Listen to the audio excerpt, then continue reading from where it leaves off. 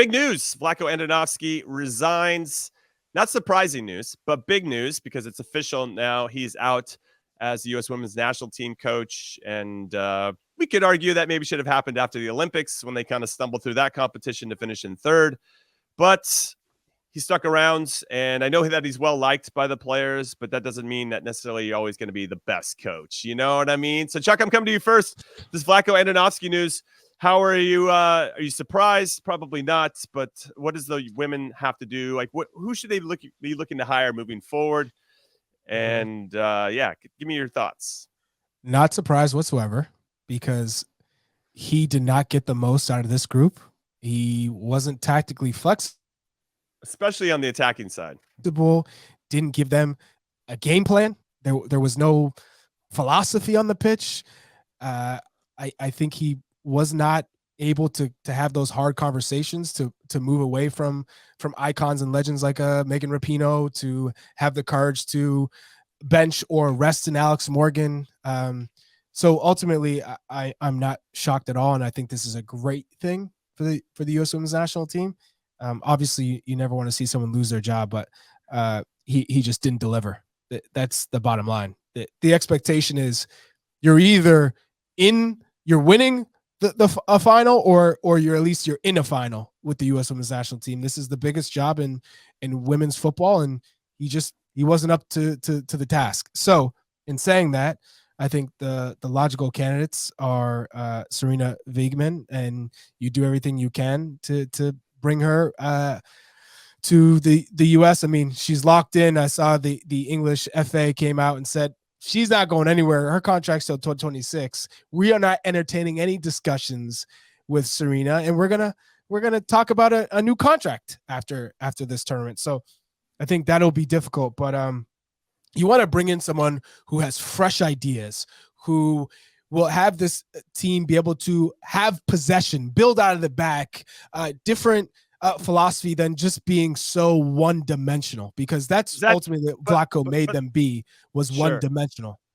I just want to jump in on that, because if you're asking the players to play a specific style, and I know there's a former Barcelona coach who won a Women's Champions League. I can't think of his name right now. Luis Cortez. Yes, Luis. So his name has been thrown into the mix, and I saw a nice conversation. One of my friends was in the comments, and he basically was saying that you're asking the players, and I agree with him here, to play a certain style, but if the players are at this national team level, even though some of them are young, a lot of that kind of learnings and that type of style and wanting to play out of the back and that comfortability of playing out of the back has to happen at a much younger age. And so it's not just this head coach that we bring in. It's also, is there a philosophical difference we have to change? Because our youth national teams aren't competing either. The teams that are successful now are the ones that have been reigning.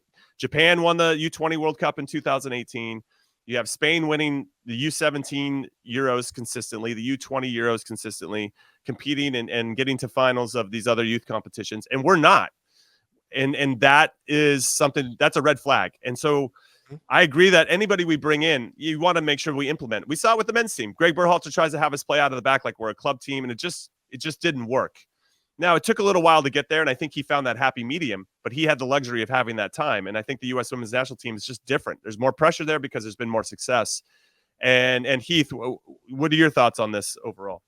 I mean, you just look at the fact that over his entire window, he had 5 losses, right? That's just the different standard that you're expecting. They're expected to beat. But he only everybody. won three out of 10 games in major tournaments. Well, that's what I mean. That's what it comes down to. Like he's judged on major competitions. Versus Trinidad and Tobago. Yeah. And, those don't mean anything. Qualifying, all the expecteds are the expecteds. Like they're, and so, but it is cultural. Like you how you want to play has to happen at a much younger age, and it's a personnel-based system, right? We talked about with Greg. Like, if you don't have a guy that can play out of the back, then what are you trying to play out of the back for? Right, right.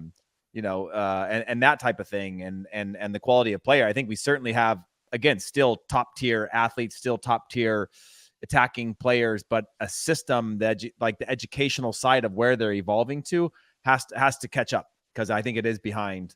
And the game's bigger, it's faster, it's stronger now. So now you've got to adapt, right? And teams are learning how to play the US differently than they did before. And so there's just a lot of pieces that go into that aren't just as simple as, I think, just, play with a back three instead of a back four, or gegenpress.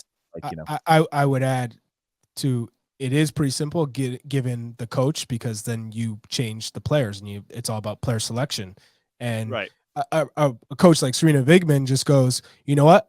I'm going to change Greenwood and play her. She's a left back, a left attacking player. I'm going to play her as a left center back next to Millie Bright.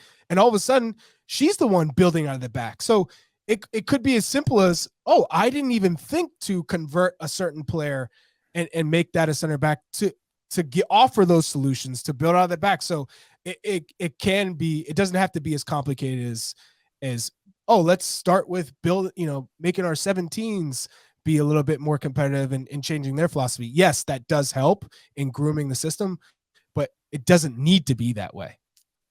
I get it. I think there's, as I mentioned with Greg, I think that there is with Berhalter, that there's a blend that you can have these methodologies that you want to bring in, and you find the players that can play that way.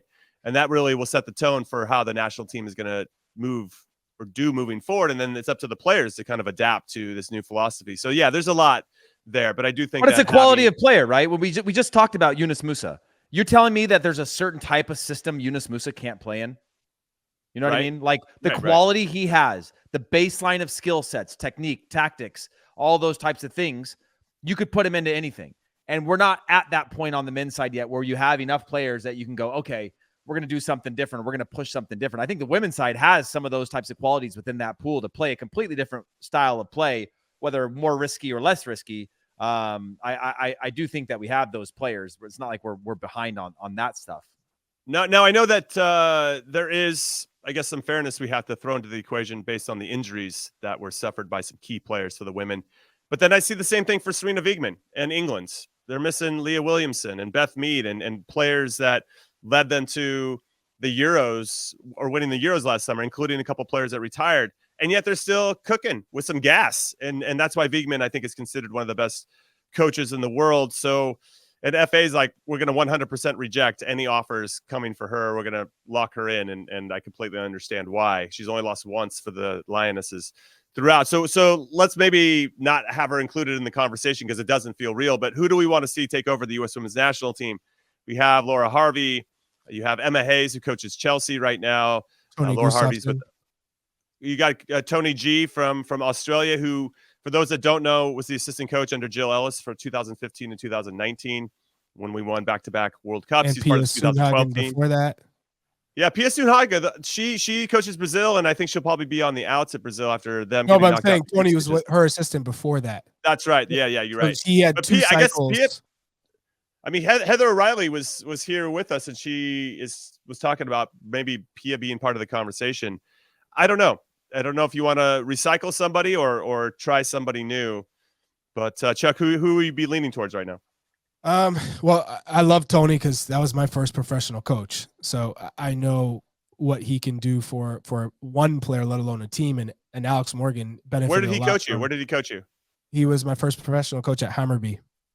Okay. And so him having coached club football, both men's and women's, and then moved into the international level, I think he's just a phenomenal he's a player's coach. And he gives you tactics and ideas, and he's super creative. And what he was able to do with Australia without Sam Kerr, I mean, to get them to that point, to semifinals, phenomenal. A couple other names that I've just looked up and I thought, that's interesting, is Sonia Bompester from Lyon. She played for the Washington Freedom.